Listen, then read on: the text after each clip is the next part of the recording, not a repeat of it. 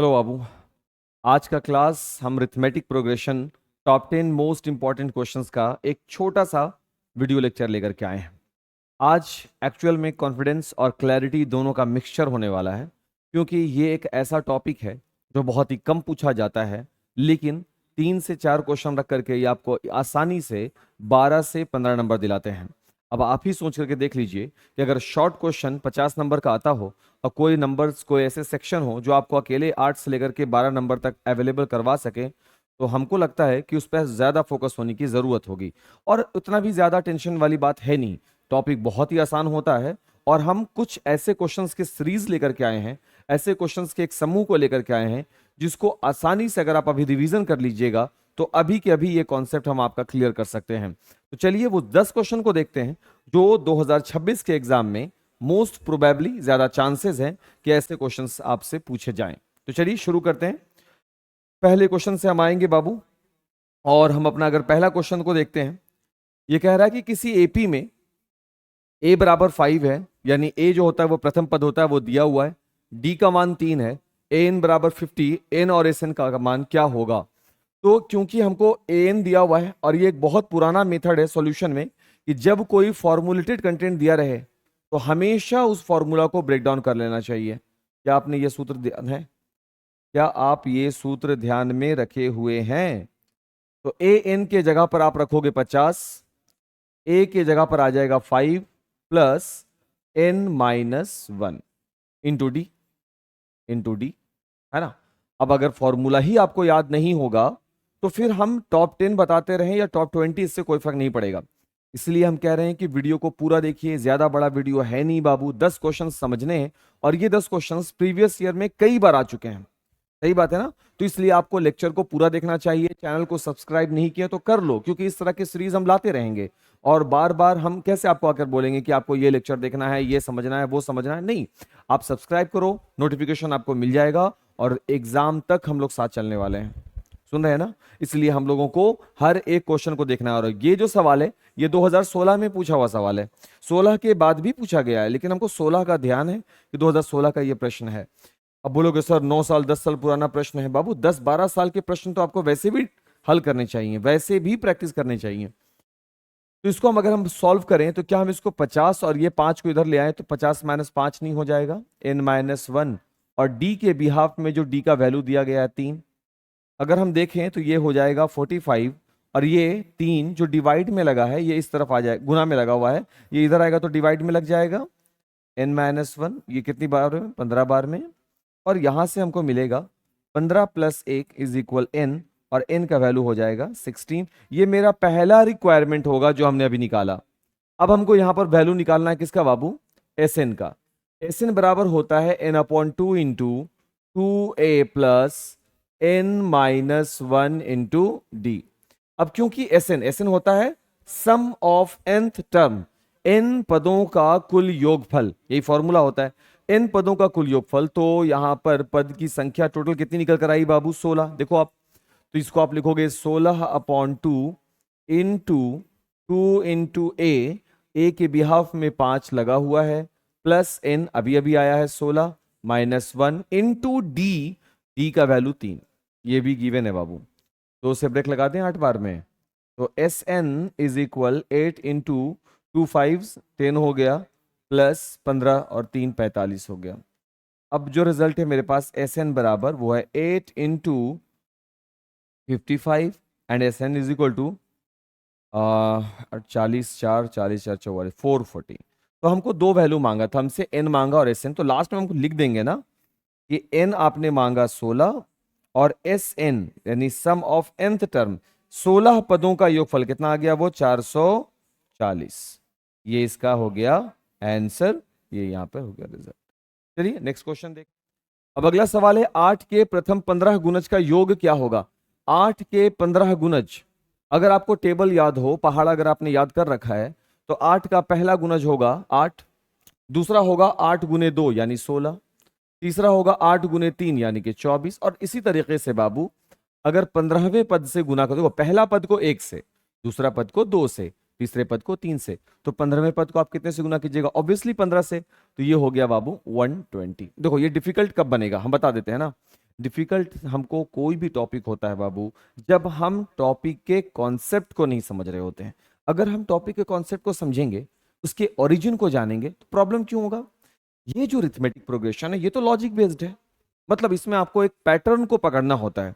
अगर आप टीचर से पढ़े हैं तो टीचर आपको सबसे पहले लॉजिक समझाता है। पता है लॉजिक क्या? श्रेणी और श्रेणी। और कई बच्चे ऐसे हैं जो ये पूरा पढ़ाई कर लेंगे, श्रेणी और श्रेणी समझ में नहीं आएगा उनको। हाँ, ये जो अभी हमने लिखा ये श्रेणी है कि श्रेणी है? तुम बोलोगे सर ये तो श्रेणी हो गया, तुम बोलोगे सर ये तो श्रेणी हो गया। हम बात कर रहे हैं श्रेणी की, तो श्रेणी जब बात होगी तो हमको प्लस या माइनस देकर के एक ग्रुप बनाना पड़ेगा। तो पहला दूसरा तीसरा करते हुए हमने 15 गुणज लिख दिया, सबका योग निकालना है। तो अब आप देखो योग हम निकालेंगे, उसके लिए हमको पहले पहला पद मालूम होना चाहिए। सारवंतर जो है वो हमेशा दूसरे पद में से पहला पद को घटाकर मिलेगा, तो वो 8 हो गया। आखिरी पद हालांकि जरूरत नहीं है लेकिन हम यहां लिख दें, अंतिम पद कितना है भाई इसका? 120 है। इन कुल पदों की संख्या कितनी है? 15 पद है। ये पहला पद हो गया, उसी के बगल में बैठा हुआ दूसरा पद हो गया, ये तीसरा हो गया, तो ये कौन सा पद होगा? 15वां पद होगा। अब सभी का योग ज्ञात करना। योग हमको मालूम है कि एस एन बराबर होता है n/2 into 2a plus n minus 1 into D. मालूम है ना ये चीज? अगर n है तो n कितने पदों के लिए है? 15। तो क्या हम S15 नहीं लिखेंगे? ऑब्वियसली लिखेंगे। S15 is equal to 15/2 into 2 into A की जगह पर 8 हो गया बाबू, प्लस n कितने हैं? 15 माइनस 1 इंटू डी। सारवंतर कितने का चल रहा है बाबू? 2 के टेबल में सारवंतर कितने का होता है? 2 का, यानी डिफरेंसेस कितने के चल रहे होते हैं? 2 के। 3 के टेबल में 3 का, 4 के टेबल में 4 का, 5 के टेबल में 5 का, 6 के टेबल में 6 का, तो 8 के टेबल में 8 का। Very good very good. तो अगर हम इसको नॉर्मल करें, 15 पदों का योग इज इक्वल टू 15/2 इंटू, ये हो गया 14 8 112 और 16 यानी 128। ये हो जाएगा 14 14 8 112 16 128। 2 से ब्रेक करते हैं तो 64 बार में। और S15 अगर मेरा कैलकुलेशन सही है तो 15 चौके 60, 15 छके 90 और 6 हो गया 96, 960। तो हमसे मांगा 15 गुणज का योग निकालें, तो 15 गुणज का जो योगफल होगा वो होगा 960। 15 गुणज का योगफल का मतलब हो गया बाबू, पहला गुणज हो गया 8 एकम 8, दूसरा गुणज हो गया 8 दूना 16, तीसरा गुणज हो गया 8 तिया 24। इसी तरीके से बाबू 15वां गुणज हो गया 120। ध्यान रखेंगे अभी ये 15 गुणज की बात कर रहा है, कुछ देर के बाद हो सकता है ये अगले क्वेश्चन में ये 125 गुणज भी हो जाए। हमको क्या फर्क पड़ेगा? जिस पोजीशन पर होगा उस पोजीशन से हमको गुना कर देना है। चलिए आगे बढ़ते हैं। समांतर श्रेणी, देखिए आप नोटिस कीजिए कि फिर से इसने श्रेणी कहा, श्रेणी नहीं कहा। क्योंकि अगर ये प्लस में लिखे गए होते हैं, जैसे ऐसे पहला पद 8 प्लस 3 प्लस -2 ऐसा होता, तब ये श्रेणी कहलाता। प्रथम 22 पदों का योग ज्ञात करना है, याद हो जाएगा। पहला पद क्या है बाबू? 8। सारवंतर क्या हो जाएगा? दूसरा पद माइनस पहला पद यानी कि माइनस का 5। सही है ना? अंतिम पद -2 ही है ना, तो इसका अंतिम पद हो गया। अंतिम पद की वैसे जरूरत नहीं है, पदों की संख्या भले हमको मालूम हो गई है कि 3 है यहां पर। 22 पद का योग, सॉरी पदों की संख्या यहां लगा रहे। बताइए बताइए बताइए बताइए क्या क्या हो रहा है? 22 पदों का योग, तो n बराबर हो गया सर 22। अब योग निकालना है, तो 22 पदों का योगफल is equal to n/2 into 2a plus n minus 1 into D. तो 22 पदों का योगफल इज इक्वल टू 22, n बराबर 22 है बाबू, बाई 2 इंटू ए की जगह पे कितना हो जाएगा? 8। 2 नंबर लाना है तो 2 नंबर रखता है ना हर एक क्वेश्चन, 2 नंबर लाना है तो सुस्ती दिखाने से काम चलेगा? एकदम तैयार रहिए।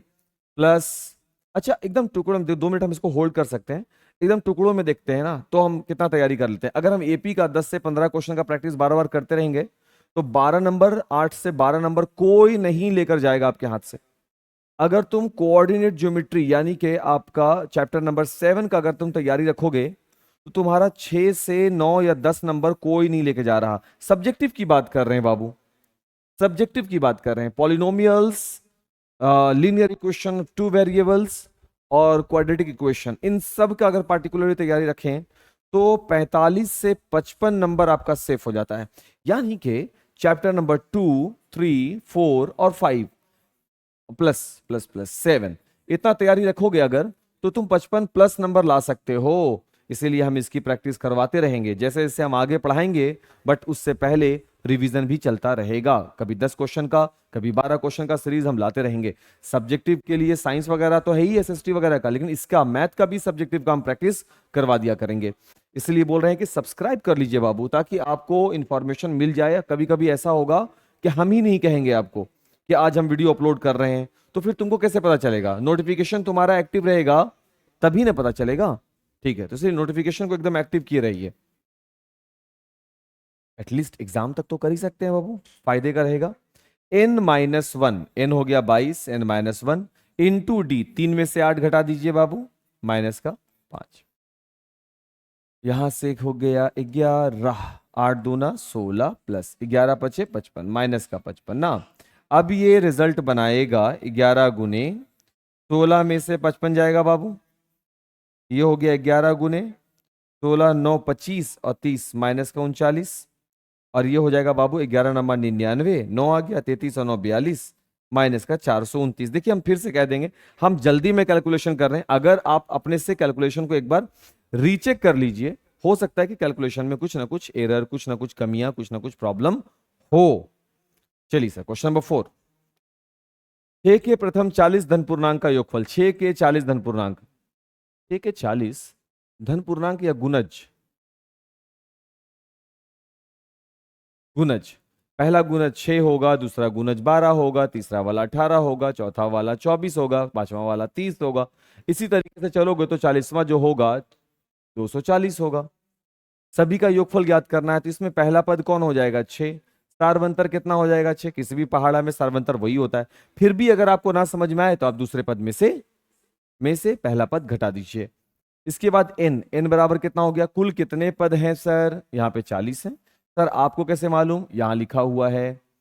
तो अब हमको निकालना है इनका योगफल। तो 40 पदों का योगफल इज इक्वल टू n, 40 है, n/2 into 2a plus n-1 into D. ये हो गया डी।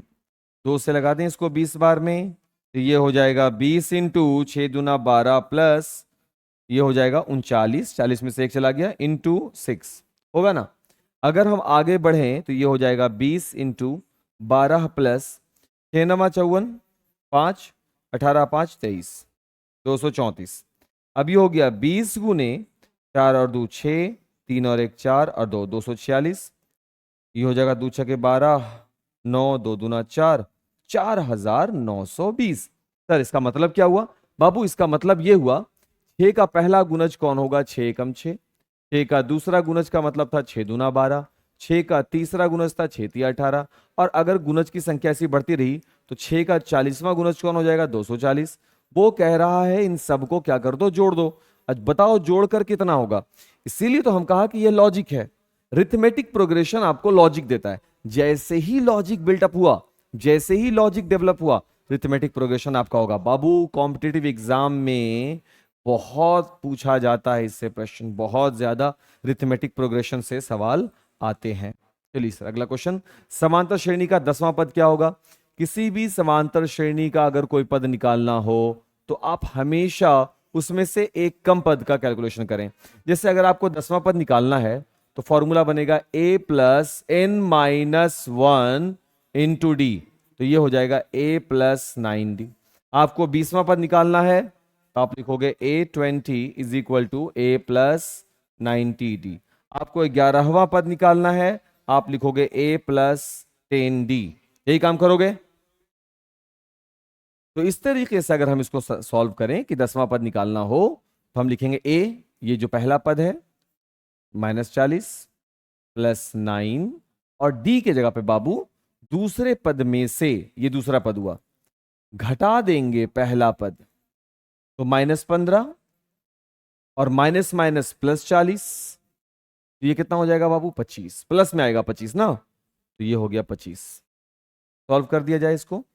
माइनस का 40 प्लस 225, और अब ये रिजल्ट हो जाएगा 200, सॉरी 200 बोलते हैं, 5 तो 5 रहेगा, और ये हो जाएगा 8, और ये हो जाएगा 185। किसका आंसर हो जाएगा? 10वें पद का। देखो योगफल नहीं निकाल रहे हम योगफल नहीं निकाल रहे, हम 10वां पद निकाल रहे हैं। 10वां पद बराबर a प्लस 9d। ठीक है, तो इस तरीके से अच्छा ये वाला पूरा लॉजिक काम करेगा। जैसे आपको अगर पांचवा पद निकालना हो, पद पांचवा, 5 पदों का योगफल नहीं बोला जा रहा है, पांचवा पद बोला जा रहा है, तो पांचवा पद बराबर होगा a प्लस 4d। सातवां पद क्या होगा सर? सातवां होगा a प्लस 6d। ध्यान रखेंगे बाबू, पद अलग चीज होता है, और योगफल के लिए S7 करेंगे तो A7 और S7 दोनों एक चीज नहीं है। ये सातवां पद है, और ये 7 पदों का योगफल है। ध्यान रखिएगा। जैसे अगर हम यहाँ लिख देना 1 2 और 3, तो हम आपसे पूछेंगे बताओ तीसरा पद कौन है, तो तुम बोलोगे सर तीसरा पद 3 है। लेकिन जब हम S3 बोलेंगे तो इसका मतलब होगा 3 पदों का योगफल, 3 2 5 और 1 6, तो ये 6 होगा। और दोनों वैल्यू एक नहीं होता, सिर्फ एक ही वैल्यू एक होता है बाबू। जो पहला पद होता है, या फिर अगर आपसे बोल दे S1 कि पहले पदों का योगफल, तो वो पहले पदों का योगफल, पहला पद सब आपस में क्या हो जाते हैं?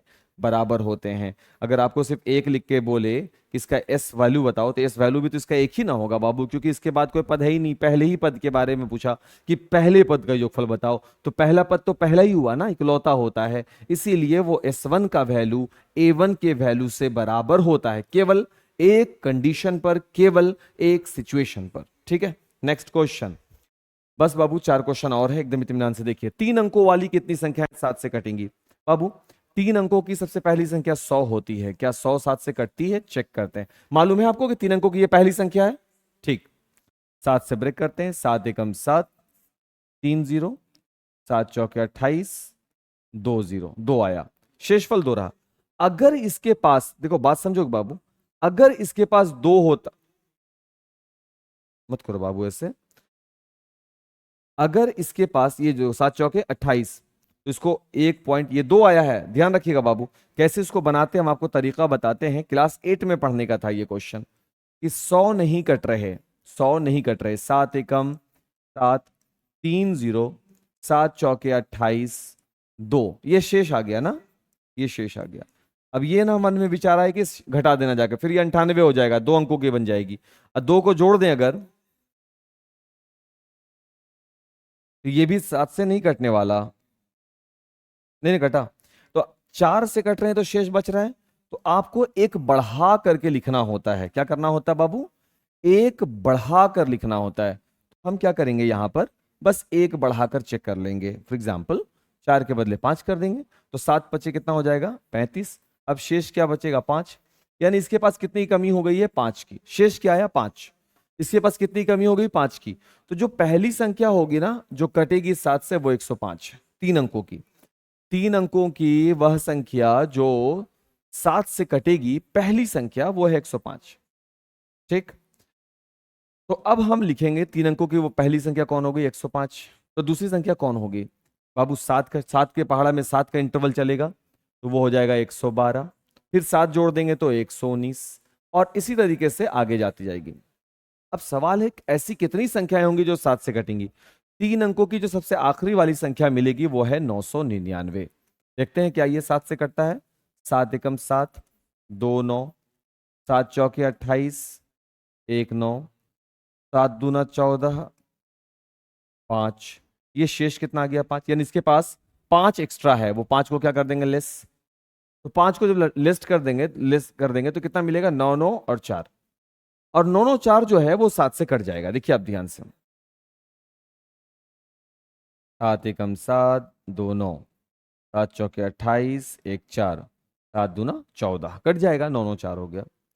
अब बोल रहा है वो प्रश्न में कि ये कितनी संख्याएं ऐसी हैं, हमसे ये पूछ रहा है कि ये कुल संख्या बताओ कितनी है। प्रॉब्लम हो गया।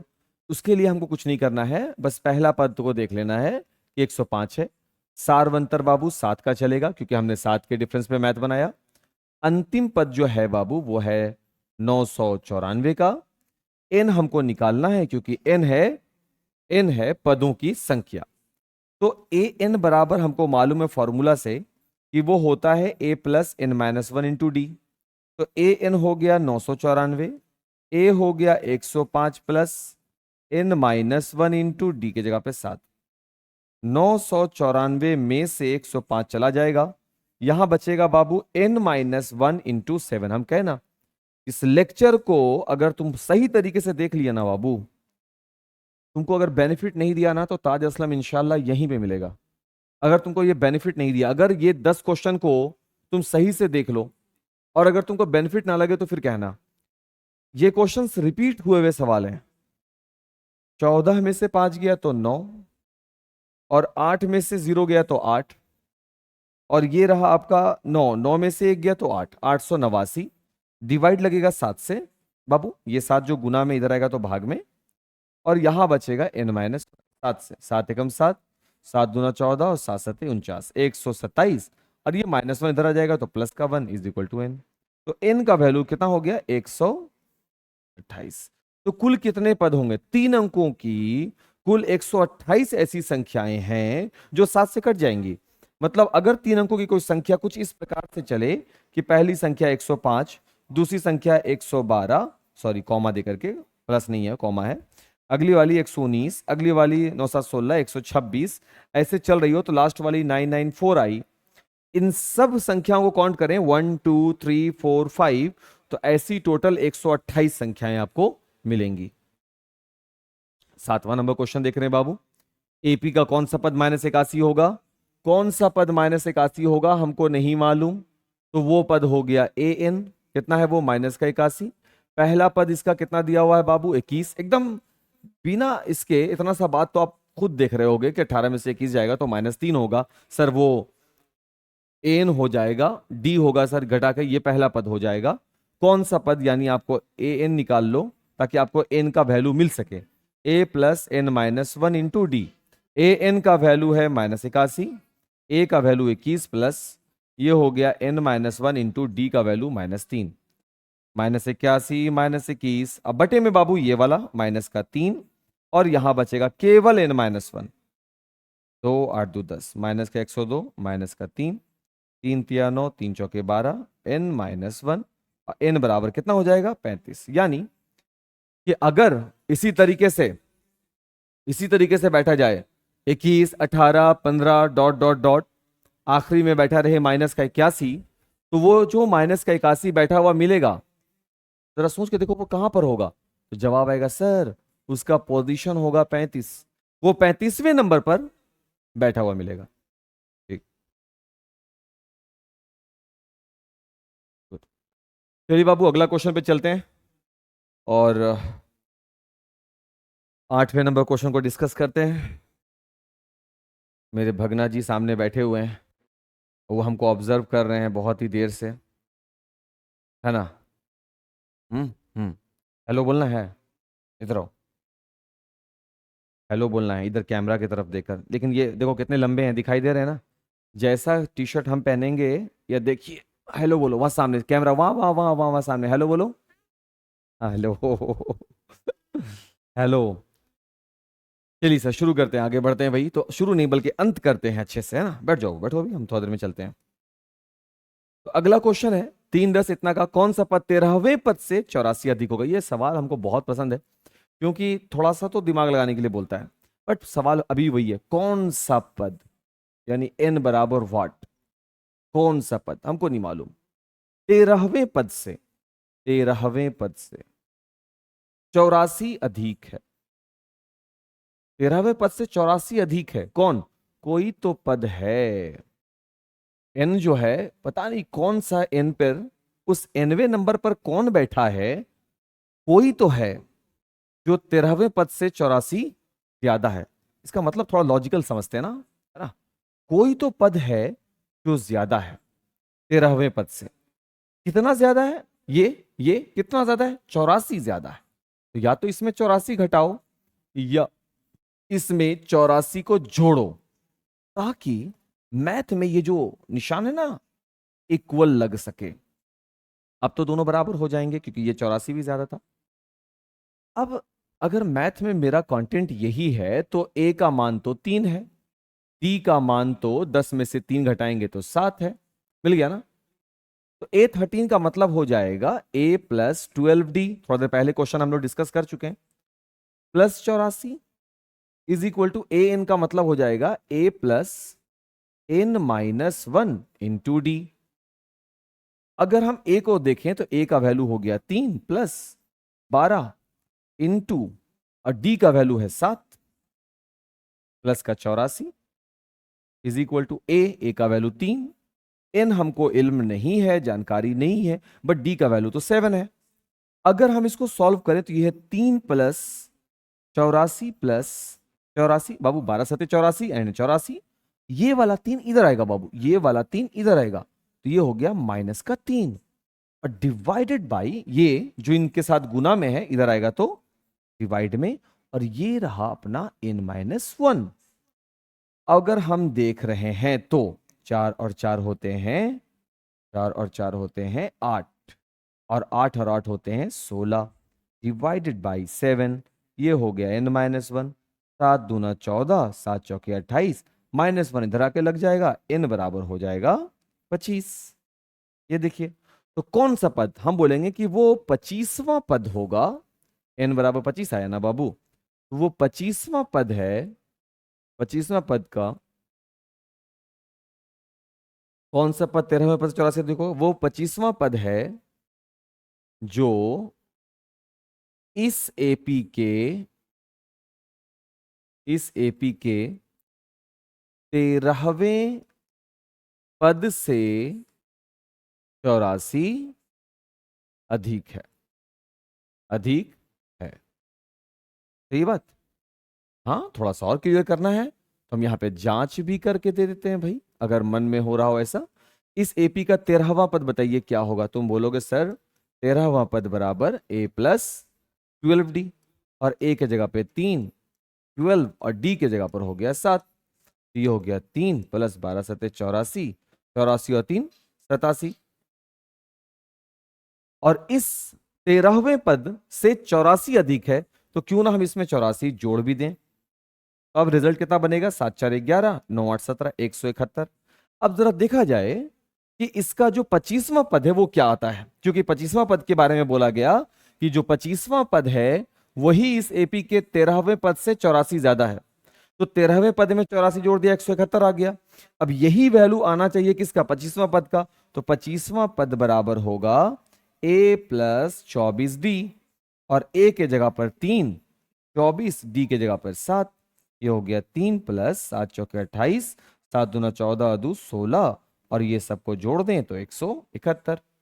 इस तरीके से ये एक अंदाजा हमको मिल गया कि अगर हम 13वें पद, देखो 13वें पद कौन था, 87, अगर हम 13वें पद में 84 जोड़ देंगे तो 171 प्राप्त होगा, जो बिल्कुल बराबर है किसके, 25वें पद के। तो जांच करके भी हम आपको बता दिया कि ये मैथ का फ्लो कैसा है, किस ओर जा रहा है, किस ओर समझा रहा है। ठीक है, चलिए सर सेकंड लास्ट क्वेश्चन आते हैं। समांतर श्रेणी का 7वां पद 1/9 है, तो A7 अर्थात A प्लस 6D वो इज इक्वल 1/9, इक्वेशन नंबर 1। 9वां पद 1/7 है, तो 9वां पद का मतलब है A प्लस 8D, जिसका वैल्यू है 1/7, इक्वेशन नंबर 2। तो उसका 63वां पद का मान ज्ञात करो। तो हमको इन दोनों को विलोपन विधि से सॉल्व करना है, हम यहां पर डायरेक्ट चल रहे हैं, आप तो समझ ही रहे होंगे। ये एलिमिनेट करेगा बाबू, 6 में से 8 चला जाएगा तो माइनस का 2D, और ये मिलेगा 1/9 माइनस का 1/7, माइनस का 2D इज इक्वल टू 9 और 7 कैल्सियम हो जाएगा 63, यहां पे हो जाएगा 7, यहां पे हो जाएगा माइनस का 9, माइनस का 2D is equal to minus का 2/63, और यहां से बाबू अगर हम D निकालें, यहां से अगर हम D निकालें तो ये हो जाएगा माइनस का 2/63, और ये माइनस का 2 भी इधर आ जाएगा, माइनस के 2 से माइनस का 2 कैंसिल होगा, D बराबर आ जाएगा 1/63। इसका 63वां पद हमको निकालना है, क्वेश्चन के अकॉर्डिंग चलेंगे। 63वां पद बराबर होगा A प्लस 62D। तो A की जगह पर बाबू A का मान नहीं मालूम हमको, कोई बात नहीं, D मिल चुका है, तो D का मान समीकरण 1 में रख देते हैं, इस तरफ रख देते हैं या उधर ही रख देते हैं अभी। चलिए सर, ए मालूम नहीं है तो नहीं निकल पाएगा। डी का मान हम इक्वेशन 1 में रख देंगे तो काम बन जाएगा। तो हम लिख रहे हैं बाबू ए प्लस 6 इंटू डी के जगह पर 1/63 इज इक्वल 1/9। 3 2 है ना, 3 दूना 6, 21 तिया 63। अब हमको मिला ए बराबर 1/9 माइनस का 2/21। आप देख सकते हैं, या फिर ऐसा करें इसको कि विलोपन से ही बना रहे थे तो हम विलोपन से ही सॉल्व कर लेते हैं। दोनों इक्वेशन को हम ऐसे भी लिख सकते हैं, ए प्लस 6d 1/9 और दूसरा वाला इक्वेशन है a प्लस 8d 1/7। अभी हम a को एलिमिनेट किया था तो अभी हम d को एलिमिनेट करेंगे, a को सेव करेंगे। तो ये मेरा इक्वेशन 1 था, ये 2 था, इसको हम 4 से गुना कर देते हैं, इसको 3 से, ताकि दोनों इक्वेशन में d वैल्यू बराबर आ सके और हम d को आसानी से एलिमिनेट कर सकें। तो ये हो जाएगा 4a, ये हो जाएगा 24d, ये हो जाएगा 4/9, ये हो जाएगा 3a, ये हो जाएगा 24d और ये हो जाएगा 3/7। और ये एलिमिनेशन हुआ, a बराबर अब हमको मिलेगा 4/9 माइनस का 3/7। a बराबर हो जाएगा 63, ये 28, ये हो जाएगा 27, तो a बराबर भी आ जाएगा 1/63। तो a और d दोनों हमको मिल चुका है। अब हम अपने मैथ को 63वां पद निकालें तो a 63 बराबर हो जाएगा a प्लस 62d। अब a भी है 1/63 प्लस d भी है 1/63। अगर आपको ध्यान हो तो d का मान हमने निकाला था 1/63 था। मैथ को अगर नॉर्मल करें तो ये हो जाएगा 1/63 प्लस 62/63, और अगर एलसीएम लेने के लिए आता है तो ये हो जाएगा 1 plus 62 that is 63/63 and answer is 1। तो इसका 63वां पद जो निकलेगा उसका मान क्या होगा बाबू? 1 होगा। देखो मैथ बहुत इजी था।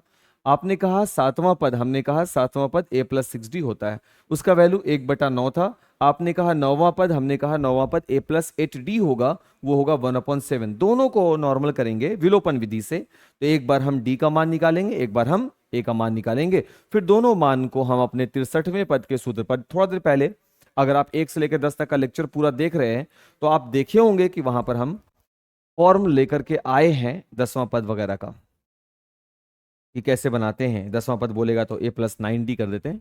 एक समांतर श्रेणी का चौथा पद 11 है, इसका मतलब a4 बराबर a प्लस 3d, जिसका वैल्यू कितना दिया हुआ है 11। हमको नहीं मालूम आगे बनाना है नहीं बनाना है, बट अभी आया तो हमने इसको रखा। इसके 5वें और 7वें पदों का योग 34 है।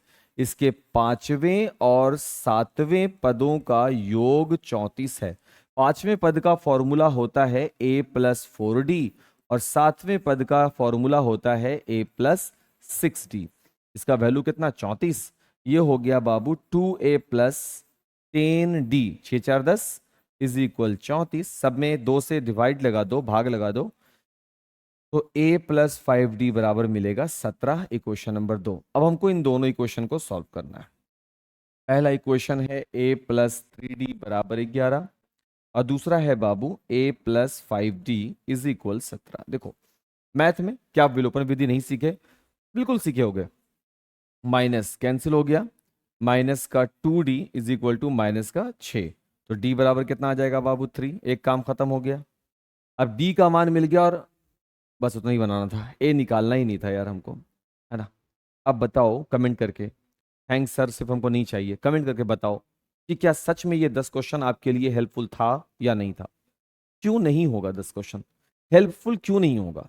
अगर हम थोड़ा सा मेहनत करें और अगर इन 10 क्वेश्चंस को प्रैक्टिस करें, अभी भी मेरे पास 2.5 से 3 महीने का वक्त है, हम हर अल्टरनेट डे पे इसी तरीके से रिवीजन लेक्चर्स देखते रहें, बनाते रहें घर पर। अभी ये देख लिया, घर पर जाकर इसको दोबारा से बना लिया, क्यों नहीं बेनिफिट होगा? होगा, क्योंकि प्रैक्टिस मेक्स परफेक्ट। तो आपको इस पर ध्यान रखना चाहिए और चैनल को सब्सक्राइब जरूर कर लें, ऐसा हम पहले भी कह चुके हैं, अभी फिर हम आपसे कह देते हैं। और शेयर करें वीडियो, अगर आपको अच्छा लगा हो तो ज़्यादा से ज़्यादा शेयर करें। मिलते हैं नेक्स्ट लेक्चर के साथ। और हाँ, नेक्स्ट लेक्चर जो हम लोगों का होगा उसमें हम इसी तरीके से सीक्वेंस में आपको कंटेंट अवेलेबल करवाते रहेंगे। आपके सब्जेक्टिव्स के पहलुओं को भी, कोई ऐसे टॉपिक्स जो डिस्कस करने बाकी रह गए हैं, हम उसको भी क्लियर करेंगे। ठीक है, तब तक के लिए Taj classes since 2016 from village to victory के साथ जुड़े रहने के लिए आपका बहुत बहुत शुक्रिया।